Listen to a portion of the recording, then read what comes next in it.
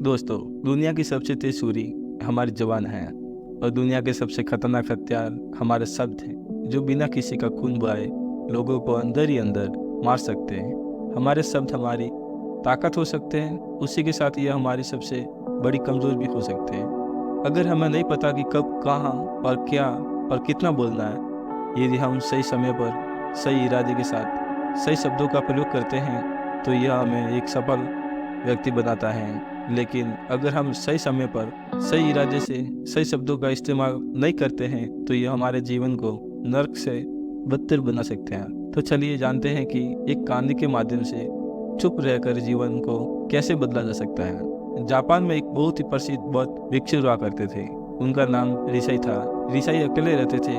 दुनिया के शोर शराबे से दूर जंगल में वो रहते थे और वह बड़े ही ज्ञानी और प्रभु भक्त व्यक्ति थे, इसलिए वो पूरे जापान में बहुत प्रसिद्ध थे। एक दिन एक राजकुमार रिसाई के पास आया और बोला, हे प्रभु, मैं हमेशा थका हुआ, निराश और परेशान महसूस करता हूँ। मेरा मन बहुत अशांत रहता है। हालांकि मेरे पास सब कुछ है, दौलत, शौहरत, सुख, सुविधा जो हर व्यक्ति चाहता है या पाने की चाहत करता है, लेकिन फिर भी मेरे अंदर इतनी अशांति और चिंता क्यों है।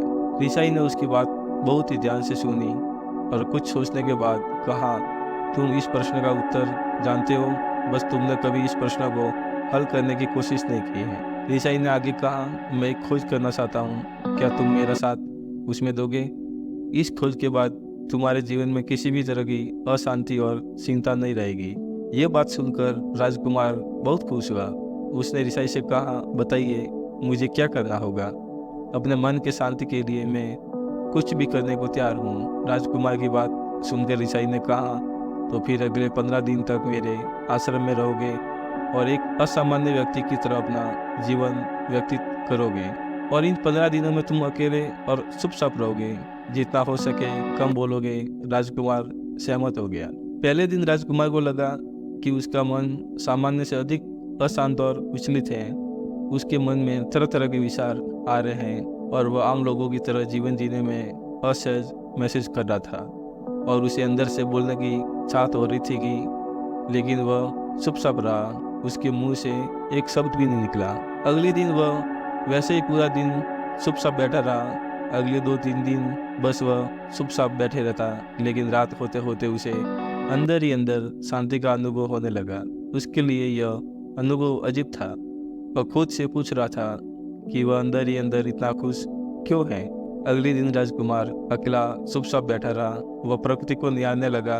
वह पौधों को, फूलों को, आकाश में उड़ रहे पक्षियों को देख रहा था। वह अपने जीवन में पहली बार यह अद्भुत दृश्य महसूस कर रहा था कि उसके आसपास कितनी सुंदरता है। अब वह दिन भर प्रकृति की सुंदरता को निहारता रहता और ताजगी महसूस करने लगा।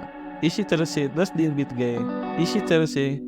बीत गए थे और उसके मन की सारी बेचैनी, सारी हलचल और सभी तरह के तनाव गायब हो गए। 11वें दिन की सुबह राजकुमार फिर से एकांत में बैठ गया। कुछ ही मिनटों में उसकी आंखें अपने आप बंद हो गई और वह गहरे ध्यान में चला गया। वह पूरे दिन वहीं पर ध्यान लगाकर बैठा रहा और गहरे ध्यान में डूबा रहा। ना कोई शब्द, ना कोई चिंता।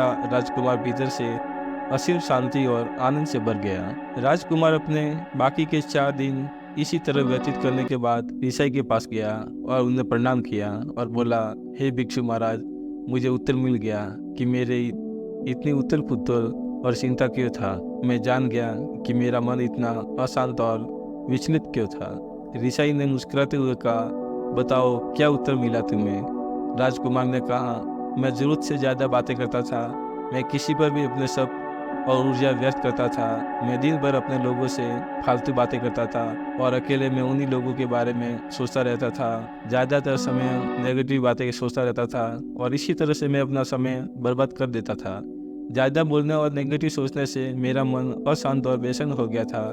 इसी वजह से मैं किसी काम को ठीक से नहीं कर पा रहा था, जिसकी वजह से मैं हर काम में असफल होने लगा, और फिर इन्हीं लगातार मिलने वाली असफलताओं की वजह से ही मैं उदास और चिड़चिड़ा हो गया था। इन्हीं सभी चीज़ों के वजह से मेरा जीवन बर्बाद हो रहा था। यहाँ पर हुए 15 दिन में मेरे लिए पूरी तरह से अलग थे। मुझे कुछ अलग ही एहसास यहाँ से हो रहा था।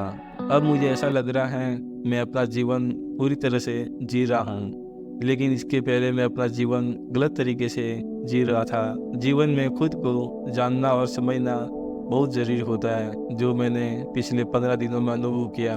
राजकुमार की सारी बातें सुनने के बाद रिसाई ने कहा, सिर्फ तुम ही नहीं, दुनिया में ज़्यादातर लोग ज़रूरत से अधिक बोलते हैं। आज भी लोग ज़्यादातर समय केवल दूसरों को नीचा दिखाने के लिए ही बर्बाद करते हैं। रिसाई ने राजकुमार को चुप रहने का महत्व समझाते हुए कहा, एक बार गौतम बुद्ध से उनके एक शिष्य ने पूछा, आप ज़्यादातर चुप क्यों रहते हैं? तब बुद्ध उन्हें चुप रहने के फायदों को समझाते हैं। चुप रहने से व्यक्ति अंदर से अनंत शांति और गहराइयों में होता है। मौन अपने भीतर उतरने की पहली सीढ़ी है। मौन के बिना खुद को जानना असंभव है। खुद को जानने और समझने का पहला नियम है, मौन हो जाओ। कम बोलने का कोई भी नुकसान नहीं है, लेकिन यदि आप ज़्यादा बोलते हैं तो आप अधिक गलतियाँ करते हैं। अगर व्यक्ति कम बोलना शुरू कर दे तो संसार की 90% मुसीबतें अपने आप खत्म हो जाएगी। जिसने मौन रहने की कला जान ली, वो भीड़ में भी अकेले रहने की कला जान लेता है। एकांत में तो आदमी आनंदित रहता है, दूसरों की उपस्थिति बेचैनी पैदा करती है। चुप रहने की शक्ति से अधिकतर ऊर्जा को बसा लोगे। इस कहानी से हमें यह सीखने को मिलता है कि चुप रहने में भी एक अद्भुत शक्ति है। अगर हम सही समय पर सही शब्दों का प्रयोग करते हैं तो हम अपने जीवन को सकारात्मक दिशा में बदल सकते हैं। चुप रहने से हमें आत्मा की गहराइयों में जा सकते हैं और अंदर से शांति का अनुभव कर सकते हैं। इससे हम अपने विचारों और भावनाओं को साफ करके अपने जीवन को सकारात्मक बना सकते हैं। चुप रहने की कला हमें सीखनी चाहिए ताकि हम अपने शब्दों का सही इस्तेमाल करके अपने और दूसरों के जीवन को सुधार सकें। दोस्तों, उम्मीद है कि आपको ये हमारी मोटिवेशनल स्टोरी पसंद आई होगी। तो हमारे वीडियो को लाइक, शेयर, सब्सक्राइब ज़रूर करें।